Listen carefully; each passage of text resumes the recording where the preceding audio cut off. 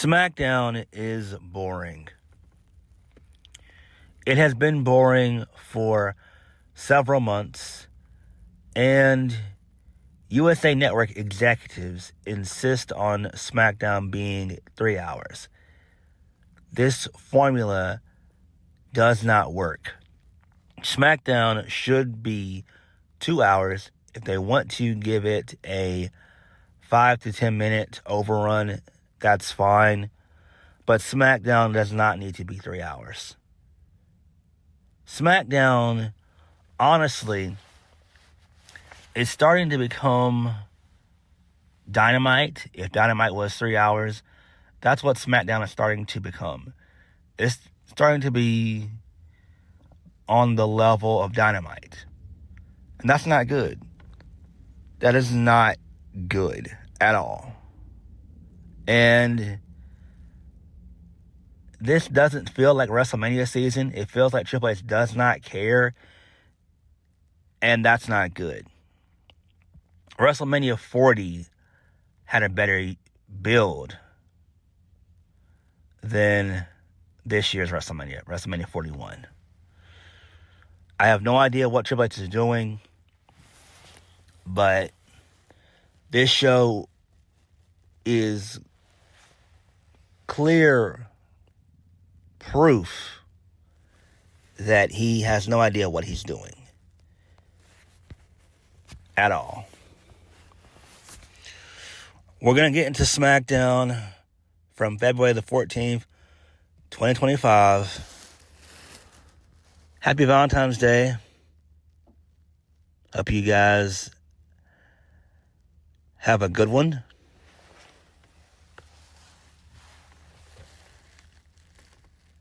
So, we kicked the show off with Cody Rhodes. He comes out, he gets on the mic. He talks about reminding everyone that Jey Uso decided to face Gunther at WrestleMania. He said all eyes are fixed on the Elimination Chamber and who will face him in the main event for the undisputed WWE Championship.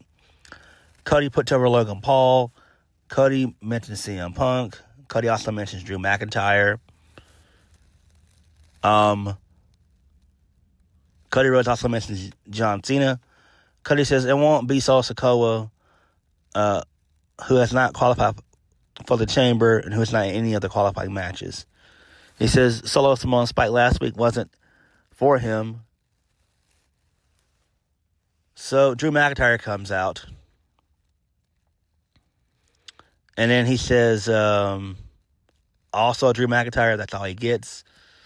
Cody tells him that that's fair, and he apologizes. So Cody says he'll do it one more time. And then he says, Drew McIntyre. So Drew smirks. And then Drew puts himself over, saying that he's won the elimination. My bad. Drew puts himself over. He said that he's won the Elimination Chamber twice.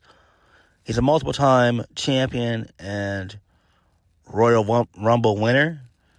Drew asked Cody if the same Drew that hugged him a few weeks ago and the same one a few weeks later Cody attacked, is that the same Drew? Drew then tells Cody that he made it personal and to remind him who Drew McIntyre is. So Cody Rhodes tells him he can count on one hand of the guys who have defeated him since he returned to the WWE, and Drew's one of them. Drew said that he's forgotten. Cody tells Drew he's not forgotten. So Jacob Fatu shows up. So Jacob and Drew have a quick little face-to-face. Jacob tells Drew that he already has his spot in the chamber, and he's all gas and no brakes tonight. I like that. When it comes to Damien Priest and Braun Strowman, he's about to dog walk their asses, and when he's done with them, he'll earn his way into the chamber, and after that, he's going to WrestleMania. When he's done with WrestleMania, he's bringing that title back home to his family where it should never left. And then Drew asked the fans if they want to see a psychopath and a werewolf throwdown tonight, but it won't happen because he already has his spot in the chamber.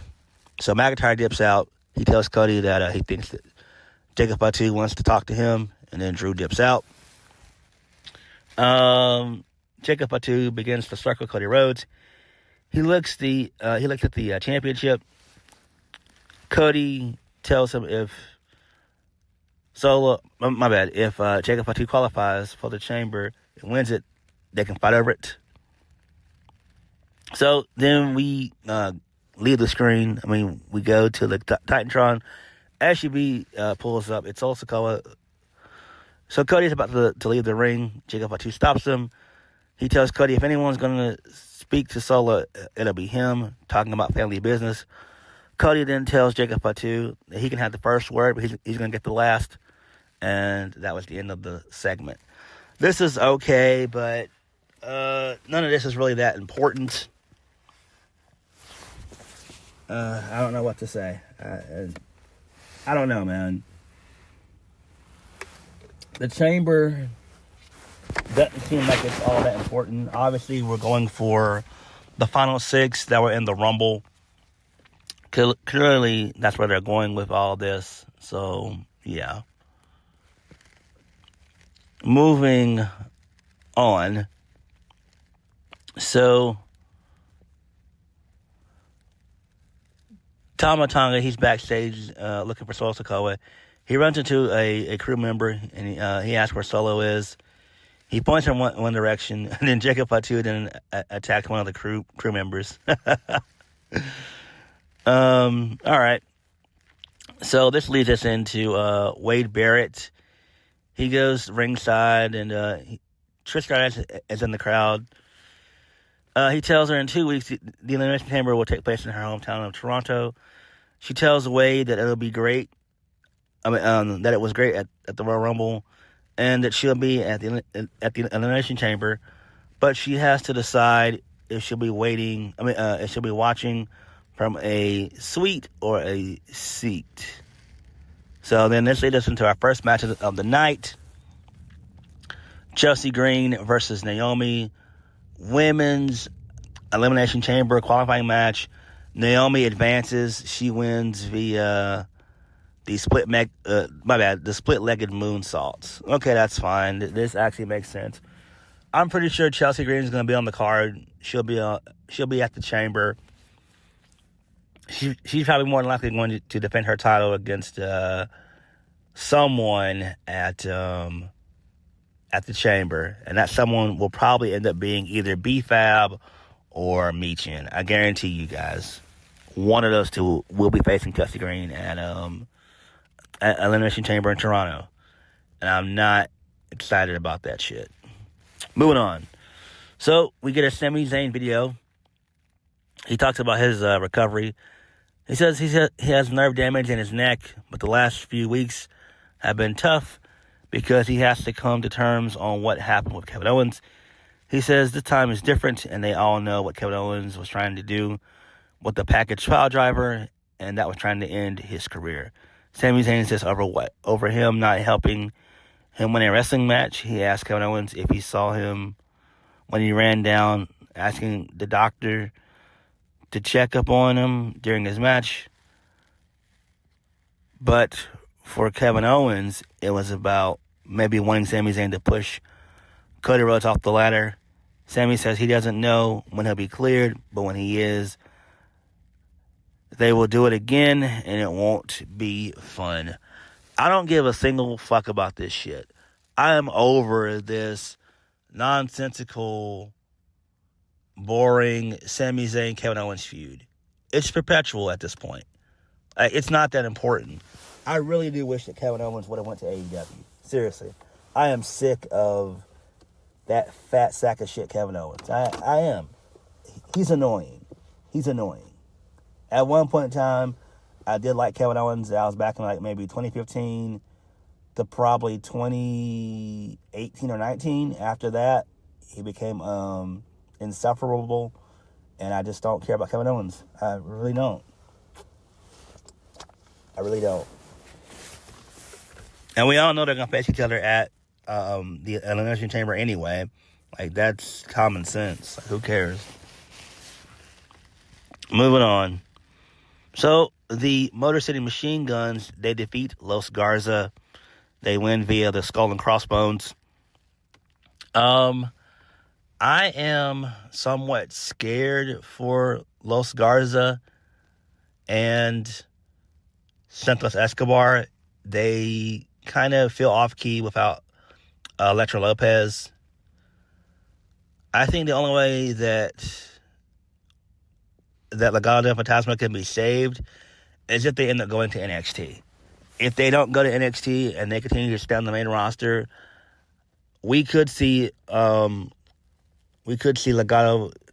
actually be released, like the entire faction be released, almost like what happened to Hit Row. So I don't know, man. Moving on. So this leads us into Jacob Fatu. Him and Tama Tonga, they're walking around the arena yelling, trying to find Solo. So Solo is sitting on a chair, and he stands up. Jacob Fatu tells him what's going on, and Solo tells him he needed some time off. Ever since he lost the Illu Follow to Roman, he's not been himself. He tells Jacob Fatu that he let everyone down. He let their family down, but when he's ready to go and take over the business. But it starts with Jacob Fatu winning his Chamber qualifying match, going to WrestleMania and bringing that title back to the family. He asks Jacob Fatu if he understands him. Jacob Fatu turns around and Solo Sikoa stops him. He tells Jacob that he loves him, and Fatu walks away. This is funny. I kind of like this. It seems like they are probably going to have Jacob Fatu turn on Solo at some point. So I'm guessing that's where they're going to go with the story. At some point, they have to kick out Solo. They just have to. Solo is not ready for this spot. He's not. Solo should stay in NXT for a little while longer. I don't know, man. Moving on. So this leads us into Shinsuke Nakamura. He comes out. He gets on the mic. He says he waited 4 weeks for this. He's watched from the shadows, praying for a worthy challenge. He speaks some Japanese. He says no warrior is here, nowhere. He says he's looking for a test, and it's just the same weak guys. And so LA Knight comes out and says Nakamura, he's been hiding in the shadows. That's true. Nakamura said he was praying for a worthy contender, and he's looking for a test. LA Knight says wrong. That's the biggest lie he ever heard. LA Knight tells him the last time they were in the ring, he had the win, but it took the Bloodline to break things up. LA Knight tells Nakamura the test is looking at him, and Nakamura's already failed the test. So The Miz then comes out, and so he basically makes fun of the crowd, calls them uneducated. The Miz says they're not smart, they're basic. He sees what Shinsuke sees, and that's LA Knight, and no one else is worthy, but he's worthy. So then, basically, The Miz and LA Knight, they continue to make fun of each other and bicker back and forth. So The Miz basically fake cries. LA Knight calls LA Knight calls Miz a crybaby bitch. That's all him and Drew McIntyre do is bitch. Him and Drew McIntyre are neck and neck when it comes to being crying bitches. Crybaby bitches. LA Knight gets on the mic. He says, Miz says that LA Knight doesn't measure up to guys like him. When the dust settles on his career, his resume can stand alone, but can LA Knight say the same? Because LA Knight is not on his radar. if John Cena calls a shot and Miz can call his, Miz says he wants a shot at the U.S. Championship. He came to SmackDown to elevate the title and make his way to WrestleMania, while LA Knight will be on the outside looking in just like he has been his entire career. So LA Knight tells him that he was in the ring defending that title every week, and as much as he wants that title needs him because he makes it shine. He says, but Miz sucks. He's a dork. And he says Miz is not championship material. And then so LA Knight and Miz have a little mini brawl. LA Knight hits the BFT. And then Nick Aldis comes out.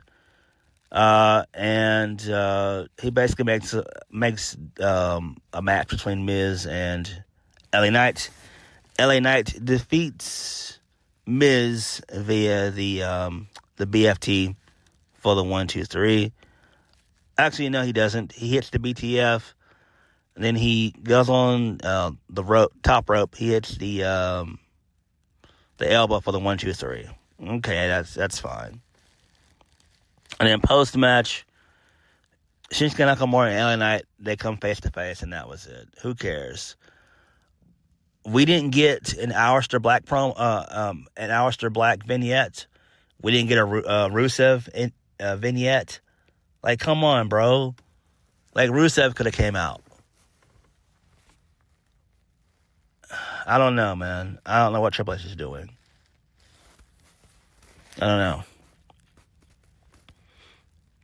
And I doubt if we'll see Aleister Black or Rusev show up at Vengeance Day. That's not going to happen. I don't know. I'm still kind of 50-50 on Rusev showing up in WWE again. I could see him going to TNA. But Aleister Black is definitely a shoo-in to go back to WWE. I just thought the Triple H would have worked on a vignette for him, at least do a good 3 weeks of vignettes. And that should have started tonight, but it did not. So it is what it is. Moving on. So we go backstage. So Candice LeRae is with Nia Jax. So Alexa Bliss comes in and she wishes Nia Jax good luck tonight. Nia tells her she'll be fine, and she is familiar with old friends betraying her. Bliss begins to talk, and we see the screen glitch while she tells Nia that they could face each other at WrestleMania if she wins the Chamber tonight. Okay, that's fine, I guess. I doubt if Alexa Bliss is going to win the Chamber. It wouldn't make any sense. But I'm glad she's back. Moving on. This leads us into Miz. He's walking backstage. He stopped by Andrade, who tells him that if he wants, he can teach him something, and he walks away. So Miz turns to see Carmelo Hayes. He tells Miz that people like Andrade don't respect talent like them. The Miz tells him that he's right, and people like them should team up. And he tells Carmelo that Melo don't Miz. And Carmelo shakes his head. Okay. This leads us into Carmelo Hayes defeating R-Truth. He wins via the Nothing But Net. That's fine. They had a little reaction earlier on in the show. This is just straight filler matches. Shouldn't even be on the show at all, period. Moving on. So Byron Saxton is backstage with Pretty Deadly. They tell him they feel like two tasty snacks. They said they're done with being underestimated. So DIY, they show up. They tell Pretty Deadly that they thought they had something special, but they threw it all away. Tommaso Ciampa tells them that their dreams of becoming new tag team champions are dead. All right. Can we please send Pretty Deadly back to NXT? Please. They are dying a slow, painful death on the main roster. Fuck. I cannot believe that Triple H is ruining Pretty Deadly. Ugh. Moving on. So, Kevin Owens once again is sitting in his car. He says the last few months he got stabbed in the back by 3 people he thought were his brothers. He tells Sami Zayn that he doesn't know what real pain is, but he'll show him. And then he proceeds to challenge Sami Zayn to a match at the Elimination Chamber. I don't care about any of this shit. Fuck this shit. And fuck Kevin Owens. Moving on. Tiffany Stratton versus Nia Jax. It ended in DQ because Candice LeRae got involved. So basically, Tiffany retained the championship. Post-match, Nia Jax, Nia Jax destroys Tiffany Stratton. Trish Stratus shows up to make the save, only for a brief moment. Charlotte Flair then comes out, and Charlotte Flair gets on the mic, and she tells Tiffany to wake up and to blink if she can hear her. She tells Tiffany that the Queen chooses you, and she'll see her at WrestleMania, and that was it. What the hell? What kind of garbage? I don't care about this shit. Moving on. So we go backstage. Nick Aldis is on the phone. So in come Bianca Belair and Naomi. Nick Aldis tells him that there's been a development in the Jade Cargill situation. Finally, it's taken 2 fucking months. And he has a video that was shot on a cell phone.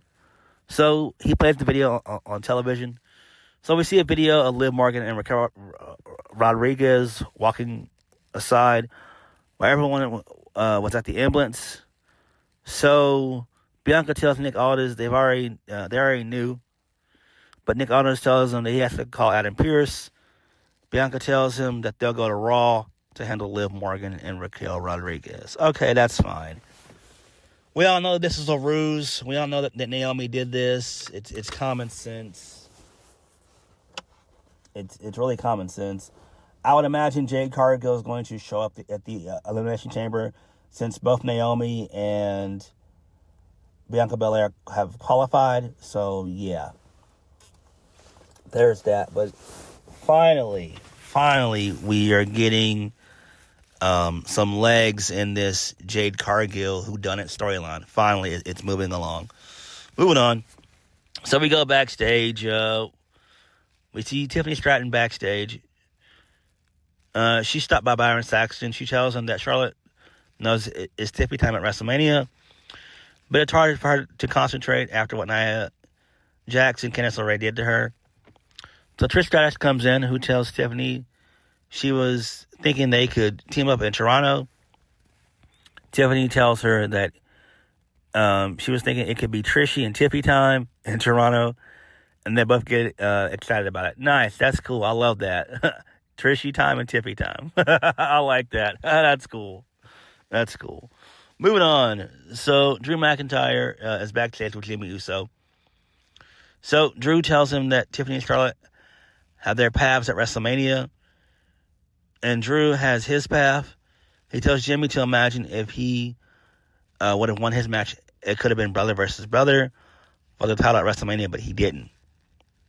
He tells Jimmy that he knows Jimmy's angry, but here's some advice. His career is really going really bad in the toilet, but on the plus side, he married up. So Drew laughed, and then Jimmy turns around and he super kicks Drew McIntyre, and that was it. All right. Main events of the evening. Damien Priest defeats Braun Strowman and Jacob Fatu to qualify in the men's Elimination Chamber. So, Damien Priest pins Braun Strowman via the South of Heaven. So Sikoa comes out towards the end of the match. He gets involved. He hits the Samoan Spike onto Braun Strowman. Jacob hit the moonsault. And then Cody Rhodes comes out, and him and Solo fight. And Solo is about to do a Samoan Spike to Cody Rhodes, but Cody Rhodes ducks, and Solo hits Tama Tonga instead. So this pisses off Jacob Fatu. The two of them have a brief little stare down. And that was it, basically. So Damien Priest qualifies. It makes sense.